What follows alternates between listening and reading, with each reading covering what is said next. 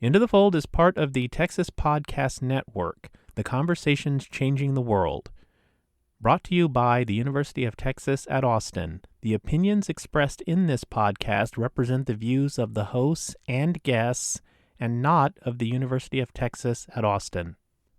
Hi, welcome to Into the Fold, the mental health podcast. I'm your host, Ike Evans, and today we are excited to bring you episode 163, The Future of Recovery. That's how I know Hogg came in to peer, into understanding what a peer was, let alone peer specialist, and of course the recovery movement.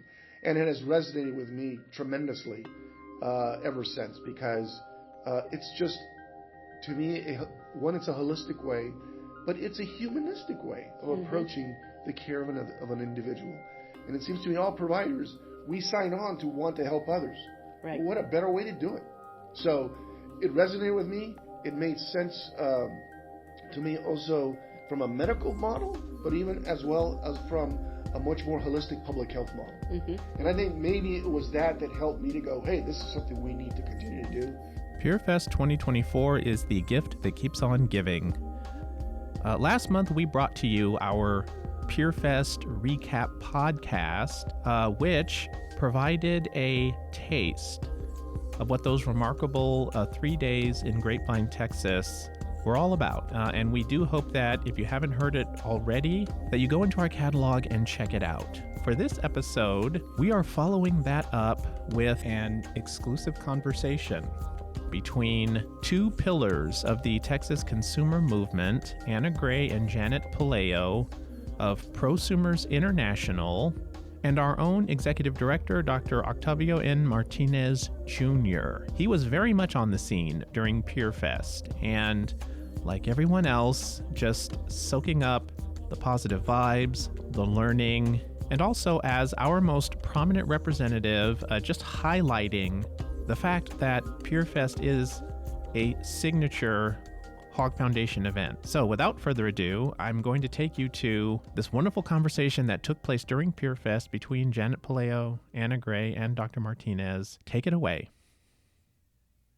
Recording mine, and then I can send it to the transcription. All right, so we're here interviewing Dr. Octavio Martinez, who is the executive director of the Hogg Foundation for Mental Health. And I'm here with Janet Palayo and Dr. Martinez. And this is Anna Gray. So it is really a joy to be able to be with you and an honor to get this time with you, because I know how many times you get pulled in 100 different directions. And so really thank you. Thank you for taking the time. You're welcome. For this. Joy to be here with you, the two of you. Absolutely. Thanks. So, we had just some general questions, and I would like it to be what you, also if you think of something that you want to add in, it doesn't have to be something we thought of. So please, this is us just talking, having a conversation. Just family. Absolutely. Just family. So, if you want to put something else in, or we did have some like jumping off questions. And one in particular was, kind of broad, but it's the idea of how did the Hogg Foundation get involved in peer support and the peer movement and the great, partnership that has existed there? Yeah, Anna, that's a great question. I wish I could take credit for it, but it wasn't me, guys. In fact, it started under the previous executive director, Dr. King Davis. Dr. King, yeah. Yeah. So Dr. King Davis and the group at the time, which I know included Vicky and Rick, and of course Margarita's been there for a very long time, so obviously Margarita as well. But I'm not sure who else, but I do know for sure, Rick and Vicky were there. Of course, there used to obviously there was also. I'm gonna check my memory on folks that have retired on us that were there as well. Colleen, exactly, Colleen Horton. Starting to now get reminiscent, right? And as well as Linda Frost. Yes, Linda. So I think they were also integral and part of the Hogg Foundation, along with Dr. King Davis. Now, who exactly had that kernel, that catalyst that said, hey, let's take a look at recovery in peers?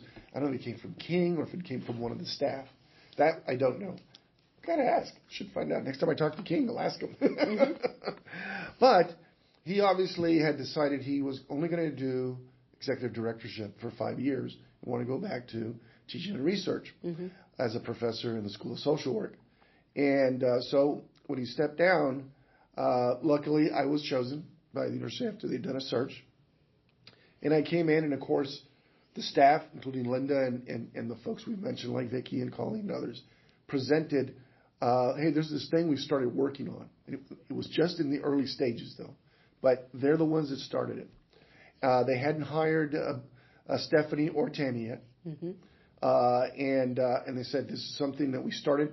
And, of course, when you get new leadership, you never know if they're going to continue what you started or they're going to take a different direction. Right. Now, as a psychiatrist and as a physician, I was not trained in recovery. No. And I sure as heck didn't know what the heck a peer was at that point. But once they brought it to my attention, I said, I don't know, let me do my homework. And so I started doing my homework, and I go, man, this is really something. Very creative, very unique, and what little data existed at the time was showing to be really powerful. And I like being at the beginning of things. So I immediately felt, no, this is something we need to continue.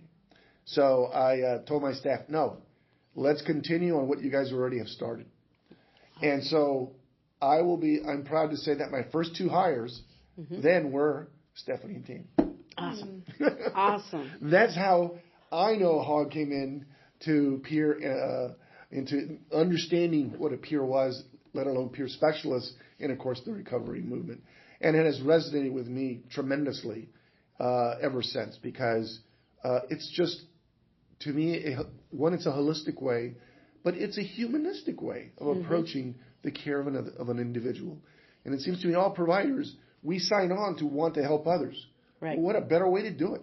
So it resonated with me. It made sense to me also from a medical model, but even as well as from a much more holistic public health model. And I think maybe it was that helped me to go, hey, this is something we need to continue to do.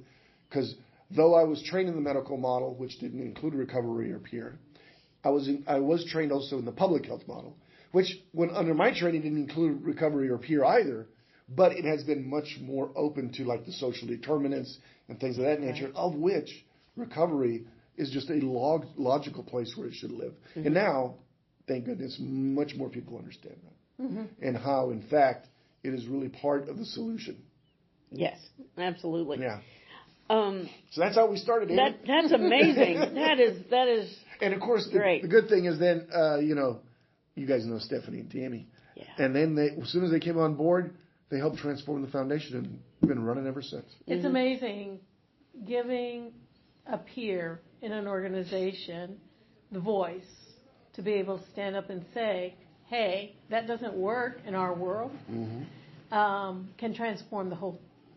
And I think people forget the power that can be. You have to give them the ability to be able to speak up, though. And what happens in a lot of our areas, they hide them. They don't let them give input into what's going on at like a community center. But if that happens, it can transform the whole organization. I worked for the Center for Healthcare Services for 2 years. And I was given that chance to be, I'd walk in and Leon would say, come sit by me, nice. That type of thing. And they gave me a plaque when I left because I wasn't doing what I really wanted to do. I was making a difference, but it wasn't with the people that I wanted to make a difference with. And they gave me a plaque saying, thank you for transforming our system. But it didn't last because they didn't hire anybody back into that position where they would still have that power to do that. I think that's extremely valid points and very important points that you make, Janet. And it makes me think of, to your point about when you bring on an individual with those skill sets, lived experience up here, that is going to be part of our organization. To your very point, they must be given the respect and the authority like any other position. And Hogg did do that. Yes. They were did. program officers. They came in as program officers. And it was shortly after they were both hired, it was just within months, I remember. Both of them came to meet with me and said, Dr. Martinez, let me back up. The term, they weren't given the term program officers. They were given the title of consumer and family liaison. And then they came in. I remember now. I'm starting to remember. It's a little foggy, guys, because we're talking about 15 years ago now, Yes. at least. They came in and said, Dr. Martinez, respectfully, we think we should be also get the title of program officer. And so we had a really good, frank discussion, the pros and the cons, and they had just a tremendous, solid rationale. And just like you were just saying, Janet. And I said, well, you know what? You need both. We shouldn't lose the consumer and family liaison because that was the vision at the time. But you're right. You're also we're having to do the work of program officers, so you deserve that title too. And so, though it was the longest title at Hogg, they were program officers and consumer and family liaisons. Right. And we made it fit on the business card. And that was the hard part. Yes, it was. The easy part was saying yes. Awesome. Yeah. So I have I have 100 questions, but one of them is how has being involved in peer support and getting to learn our world transformed you in any way? Oh, another excellent question. And it has. It opened my eyes to the fact that my training, though I felt it was evidence-based and the best medical training, but it was the medical model. And I've been blessed and to have the honor and opportunity to train at some of the best institutions our country has to offer. Undergraduate, University of Texas at Austin, medical school, Baylor College of Medicine, residency, Health Science Center at San Antonio, fellowship, Harvard Medical School, my Master of Public Health, the Harvard School of Public Health. I mean, these are eminent institutions, right? But what none of them trained me in was recovery, or that, which is not only a philosophical approach, in my opinion, but truly also a model in and of itself. And when I started to learn more and more and more and talk to folks with lived experience, and those that were leaders like the both of you, Anna and Janet, and others that were at the head of creating what we now have, an infrastructure of peer and recovery throughout this state of Texas, and also, in the nation, and learning and going to Georgia and meeting with them there at the Carter Center, and learning about what's going on there. And then they were introduced to the residency program, and it started all to click and go. One thing that was always missing for me when I was a physician in training and then a psychiatrist in training, hence the reason I went and got an MPH, was it just didn't seem to be enough. We weren't really talking about a holistic approach. It was either medications or the types of interventions, all which have their place and they're useful. But that was what really started to click for me as I learned more, and I did it in the School of Hard Knocks, by the grace of God and teachers like yourselves, what it actually meant. And how, to me, at least for me personally, it's not antithetical to the medical model. In fact, it's very complementary. And in fact, what we should be doing and moving forward, and Hogg is trying to do its best to do that, is transform medical schools and residency programs, as well as psychology internship sites, schools of social work, which actually have been ahead of the game. Even nursing has been ahead of doctors when it comes to understanding the recovery model. Not to mention the whole recovery model that comes from the substance use side as well. Right. And now it's expanded and it includes chronic illnesses and others. Why? Because it is organically designed but evidence-based in how to treat the whole human being. So yes, it has transformed me.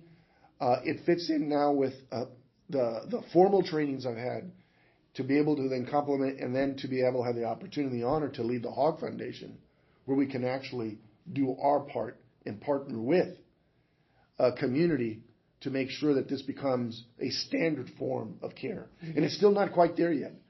Because just the status quo is so hard to change. And it's formidable.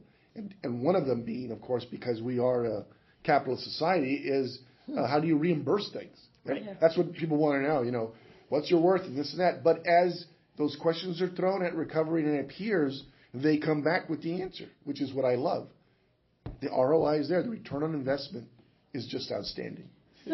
So do you think that instead of just treating symptoms, which is what psychiatrists have done for years, Decades.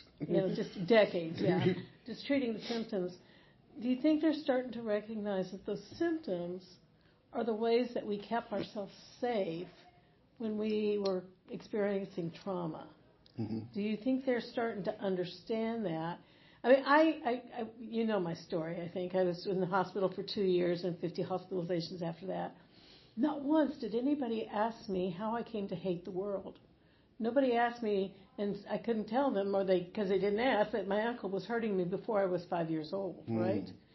Nobody asked. Great. They just kept trying to medicate my symptoms and have me stop being the way I was being and stand up straight but fly right, to be different, right?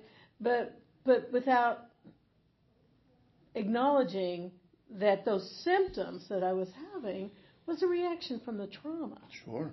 And that was another area we haven't fully understood, and we're now moving into, Janet, what you're pointing out, is how integral trauma is to a lot of what happens to us emotionally. We didn't understand that either.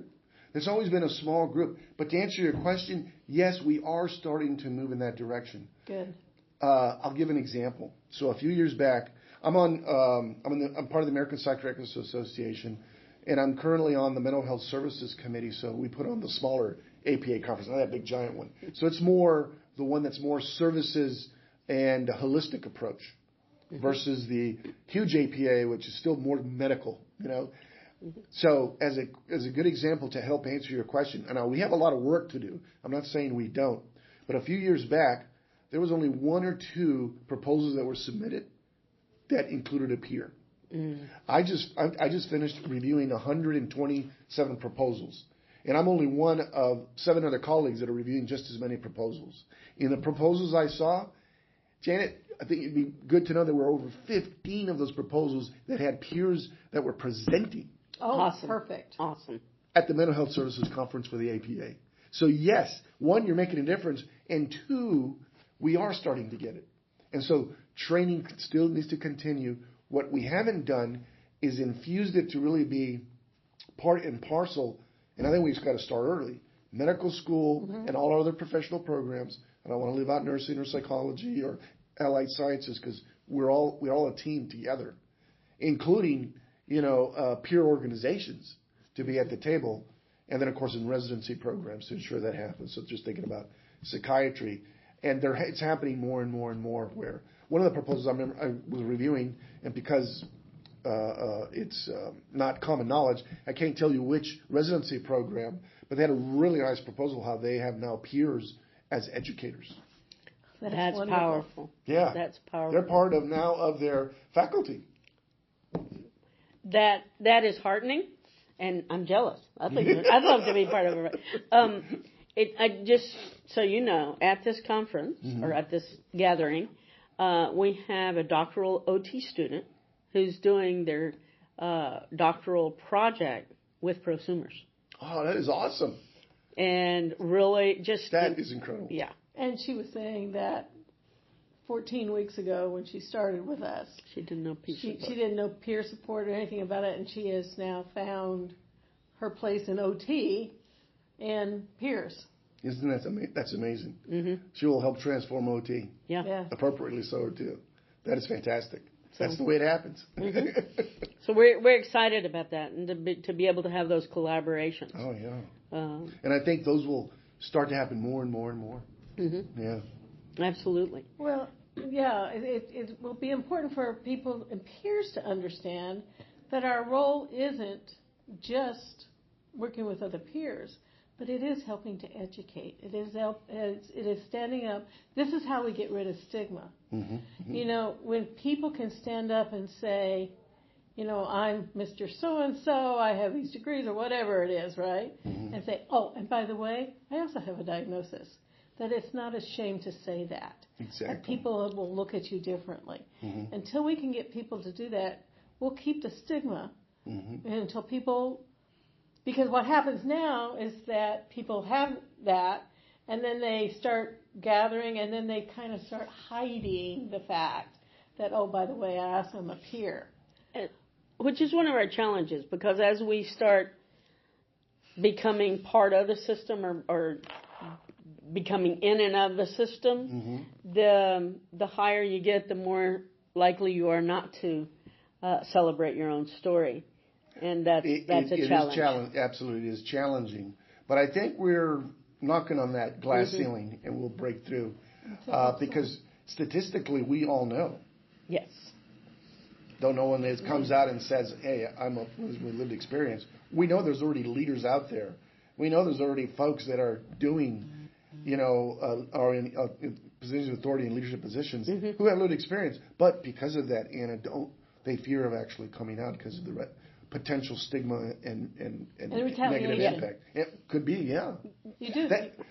But that's why I'll mention that we elevated our Hogg Academy to then include individuals with peer with lived experience, become half of the cohort. We went from 5 to 10. Right. And the new ones were all individual lived experience, and their lived experience was equivalent to a master's. We were the first organization in the country to do that. But it's because, getting back to your point, Janet, we wanted individual lived experience to acquire those skills so they could see themselves as being leaders, not only in their community of peers and in recovery, but just for any organization, and to move into those. And it's happening. We actually had a peer policy fellow who is now in D.C. Working, giving voice in one of the think tanks up there. Yeah. So you guys have helped make a difference. It's a powerful, powerful program. And it has the Hogg Foundation be known nationally because of that, among other things, obviously. But that is something that's one of I our hear real jewels, when I'm working nationally. Is y'all have that what is that thing you have in Texas, that Hogg thing? They have some kind of policy thing, don't they? Yeah, it's As it's a getting known. foundation, Hogg really does, at least in the peer world, have a big footprint. That's good to know. Many people, they say, oh, you have that thing in Texas, but I can't think of any foundation in any other state that I know by name or that we talk about. But the Hogg Foundation does get talked about, at least in the peer world, in our world, nationally. Oh, that's good to know. Great to hear from you and Anna on that.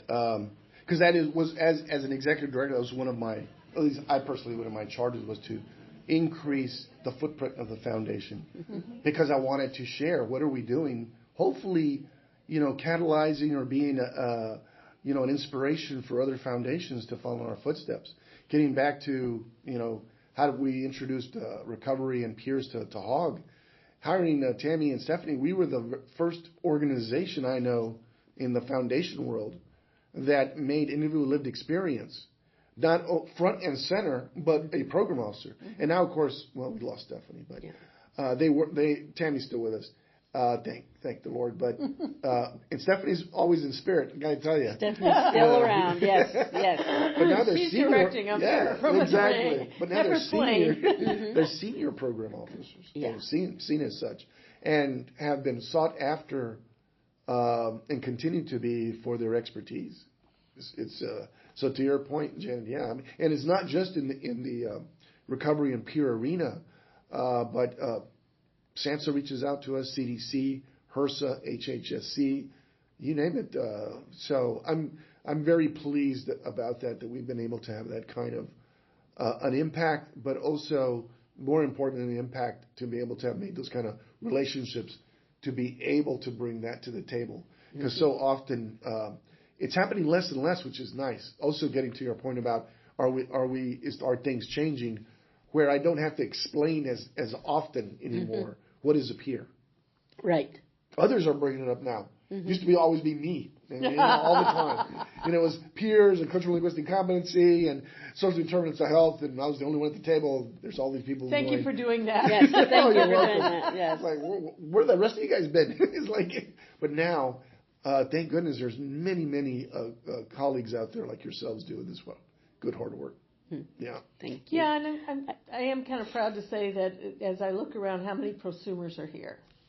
You know, Exactly. I think we've done a good job at least introducing people to leadership, and you know how many people who are prosumers put on presentations and stuff like that. That makes me very proud when I came here and just saw, you know, and they may have been with prosumers only a short time, but I think we made an impact, you know. Oh no, you are making an impact. Absolutely. Speaking of impact, so you've been supporting peer support now for several years. You've provided, you know, grant funding to increase peer support, and some of your other funding has gone into creating peer support programs, like the one we were talking about last night with Hope Family Center in the Valley, right?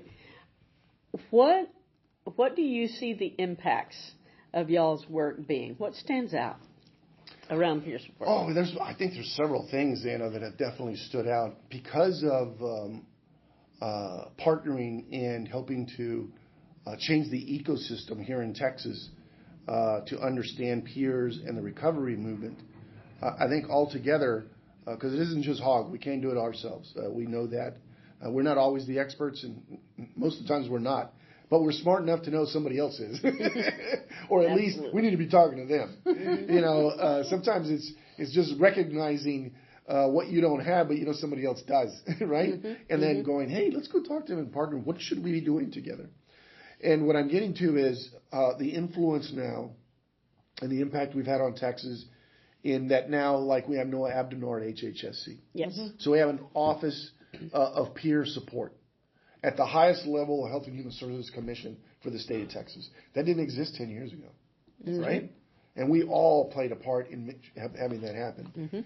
Two, a leadership academy separate from the Hogg Academy that we partner with NASHPA, the National Association of State Mental Health Program Directors, who have been working with HHSC and others nationally to create leadership pathways for individuals with lived experience, for peers. That's been, I think, tremendous.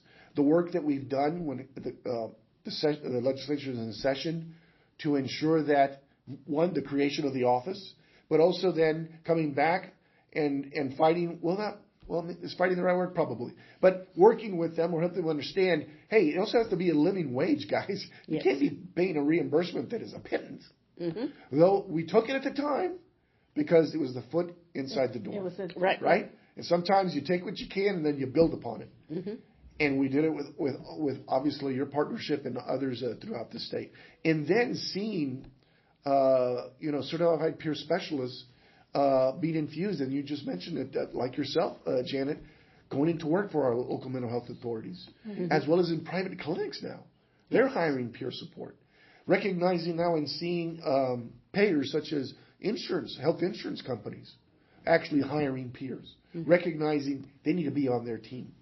It sets up different challenges, I think, and questions for us, especially in the movement, of how to ensure to maintain the integrity of recovery and of peers, and not be, as I've seen at times, being asked to do things that are outside of the expertise and realm of what really peers should be doing. So, but that's part of I feel that's part of the growing pains. So it's a real positive, to me it's a positive development, but that means we can't rest on our laurels and we got to always be aware of what might be coming down the pike. Yeah, I pulled down a bunch of job descriptions from centers, local mental health authorities, behavioral health authorities. Yeah. And in different areas, peer support, family partner, recovery coaches, military veteran peer coordinators. And not one, if you took that job description, not one of them would have you be true to your ethics. Because it was asking you to do things that were outside. We have collapsed ways of being able to pay peers, like doing skills training. Yeah. And I'm not saying peers don't do great skills training. They can. But that's not peer support. Right. And they think because a peer is doing it, that's peer support. And it's not. And we need to retrain people to understand that peer support is something unique that only peers do. And you sit with a person and you be there for that person. It isn't teaching them something. It's not trying to get them to go anywhere. And oftentimes it doesn't last in these 15-minute increments that Medicaid wants to have us bill in. Right. You know, and I think that's a huge problem, is that we don't have people that really understand what peer support is. They've heard it, but then what happens is that they hire peers, they put them in other areas, and then they go, well, we're not getting that outcome. Well, you're not getting that outcome because they're not doing what they need to do to be peer support. You're having them do transportation. You're having them do skills building. You're having them do case management. You're having them do all these other things, which is great. They can do those things. But that doesn't give you the outcomes that peer support does. It doesn't create the leaders. It doesn't give people that hope that my life is worth something. And I can go on and beyond this. This is not who I am. This is where I'm going. And that's what peer support does. Absolutely. Helps you to get that. I totally agree. Those are real challenges that are happening, and it's which is a challenge for the field to ensure, how do we maintain what you're saying, Janet, integrity and fidelity to the model. Yeah. And then that's where I think as the movement grows and solidifies and why it's so important to have your own, in my opinion, this is just my personal opinion, your own guild, right? Because that's who fights on behalf of your professionals. That's why there's the American Psychiatric Association. Yep. They fight on behalf of psychiatry. And they go, no, psychiatrists don't do that. They do this.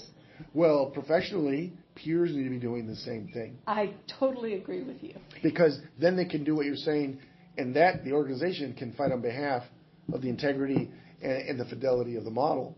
Yep. At all levels, right? Yep. Not only organizationally, how you write a job posting, but how do they get reimbursed? And to your point, yeah, these are creative, intelligent people. They can do all kinds of stuff. But if you want to get the outcomes, as you pointed out, and make a difference in other people's lives through, having a peer, you've got to protect this piece. So I wanted to ask if you were aware that we have actually approached the Hogg Foundation around what it would take to have a guild in starting that. We didn't call it a guild, though, did we? Well, we called it organizing the peers before Allison went out on maternity leave. Well, she's back now. So. I know. But Jason Howell and I and she sat down and said, what is it going to take? And what possible role could Hogg play in that? Yeah. No, that's definitely discussion that's timely. I agree. So thank you for bringing that up, because that is one of the things that we need to do. I look forward to seeing how that discussion evolves and gets us to doing something about it. And right now it's a conversation. So it's like, what would it take? Well, all of this started as a conversation at some point, right?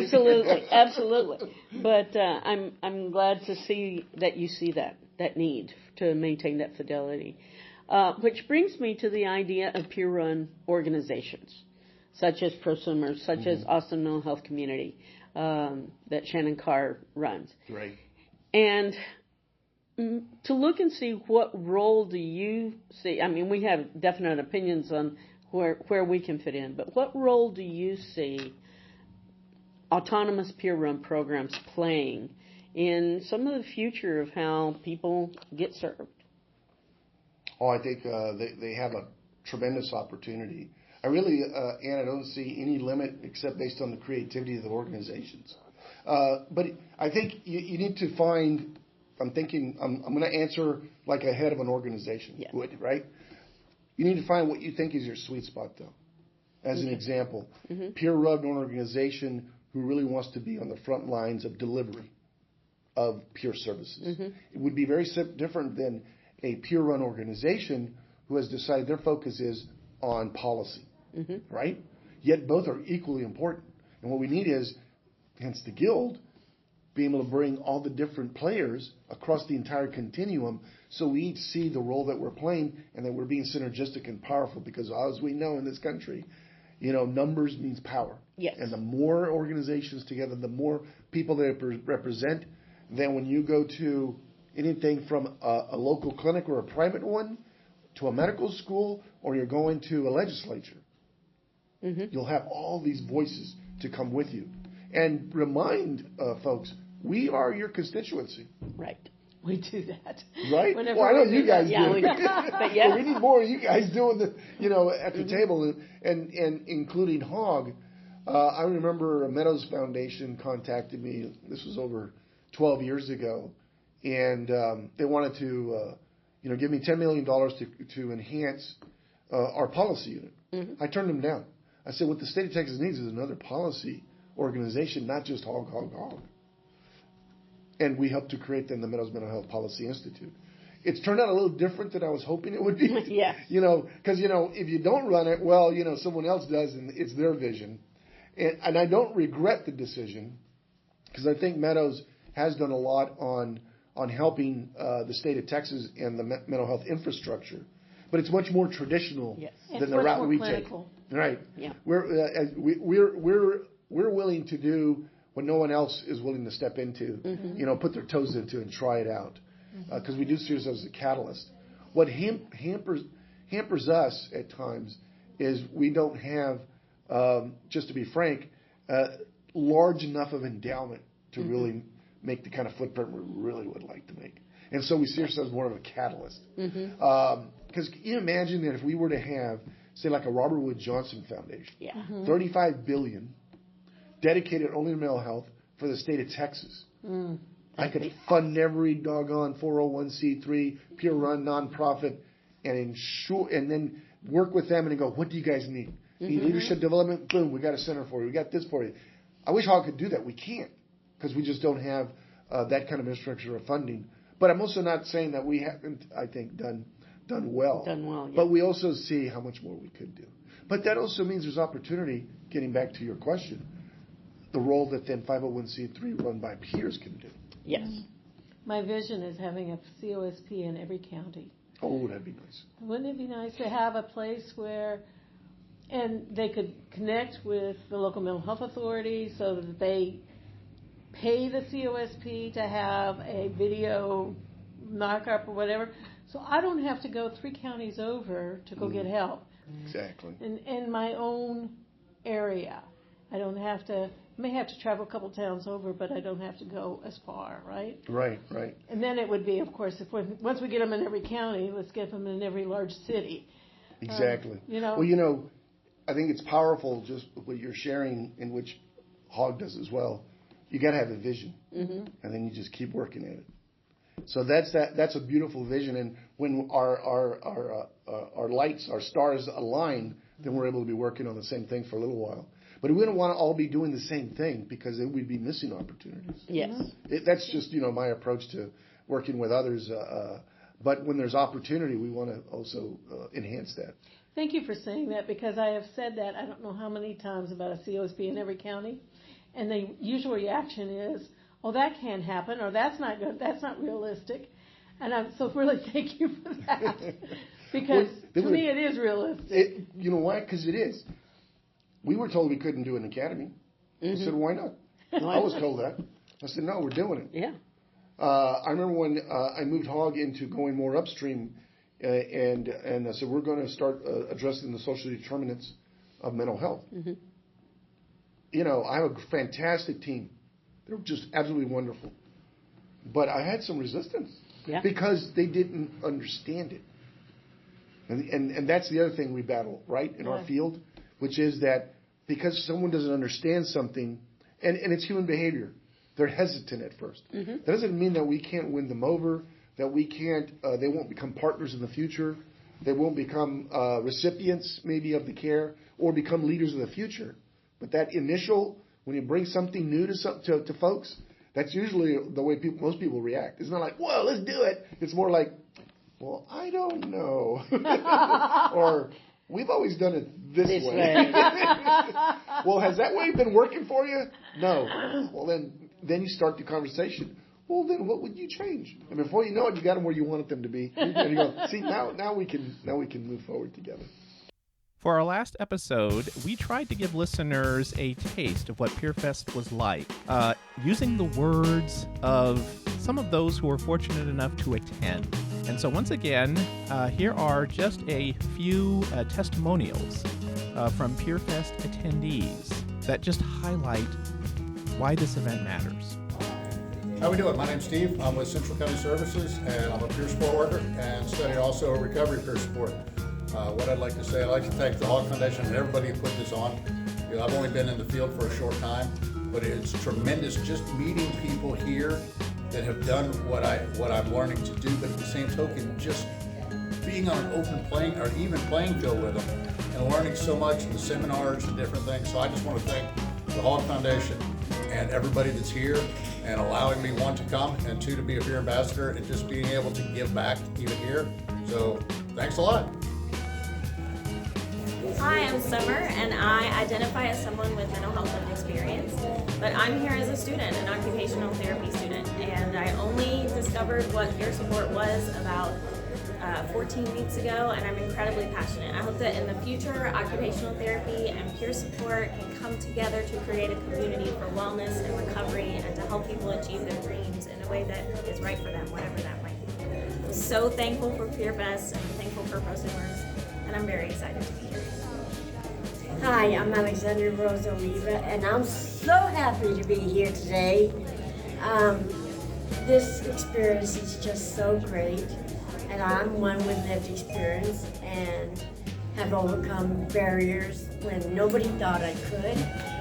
And I'm so happy. I'm just so happy to be a part of Pursuers and to be a part of this team.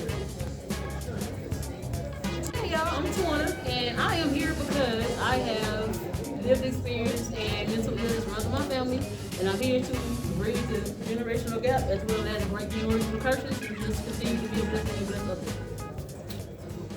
So that does it for this episode. Thank you so much for joining us. As always, thanks to the Hogg Foundation for its support. Production assistance by Kate Rooney, Daryl Wiggins, and Anna Harris. Just as taking care of ourselves helps us be there for others, so it is as well that by being there for others, we bolster our own resilience. Taking us out now is an old friend who we miss dearly.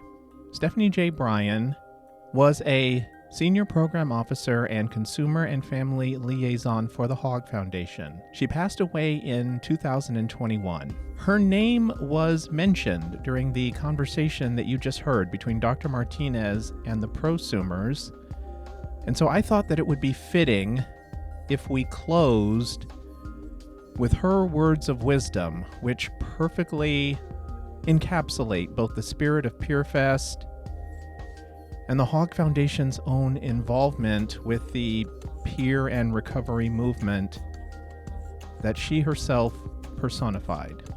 And so I leave you with Stephanie. You know, I stated earlier that I thought or believe that the major organizing practices of the consumer movement are self-definition, self-determination. And they do go hand in hand with recovery.